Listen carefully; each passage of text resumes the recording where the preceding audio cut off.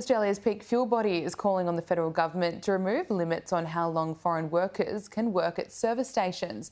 The organisation warns if nothing is done, we could face a chronic fuel shortage.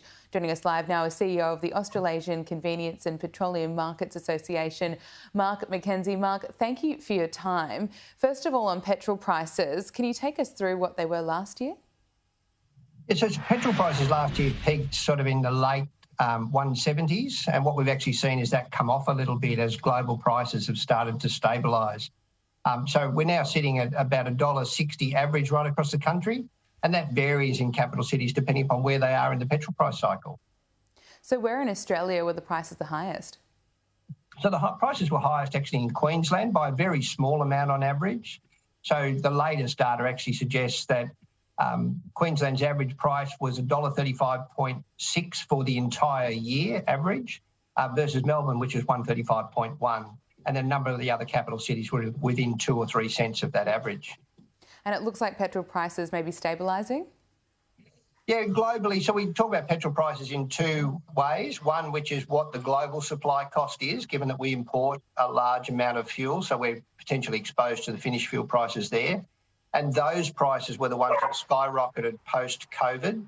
But we're now in a situation where those prices have actually stabilised, and all we're really seeing in terms of the movement up and down is now the local effects, which is a discount cycle we see in each capital city.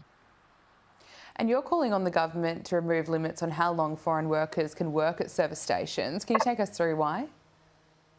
So our basic issue at the moment is we want to avoid the sort of problems that we're actually seeing in the food industry, particularly the grocery industry. We're starting to see small indications of workers having to isolate, but we also had a problem pre-Omicron because we use a large number of international workers, and the closure of the borders meant we started the Omicron variant already dealing with some challenges in terms of staffing.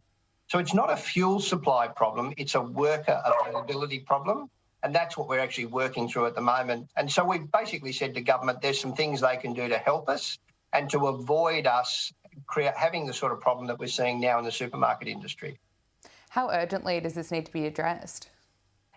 Well, I suppose our issue is it needs to be proactive. So we really want to be in a situation where we take action before we end up with the major problems. So for us, it's really a case of saying we don't have problems at the moment. But what we're really looking for is actions taken to maximise the amount of staff that we can actually have in the workplace.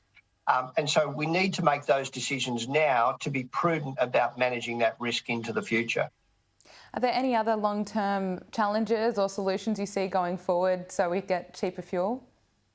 Well, look, I think we're living in the land of COVID at the moment, which is the gift that keeps giving. So there's all sorts of challenges being thrown up. But one thing to say, certainly in the fuel industry, is that we've now been dealing with this sort of volatility for the better part of 18 months, like a number of other industries.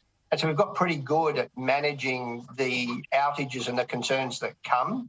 But really, from this perspective, we're just saying to government, we've got very peculiar issues at the moment in terms of worker supply, like a number of other industries.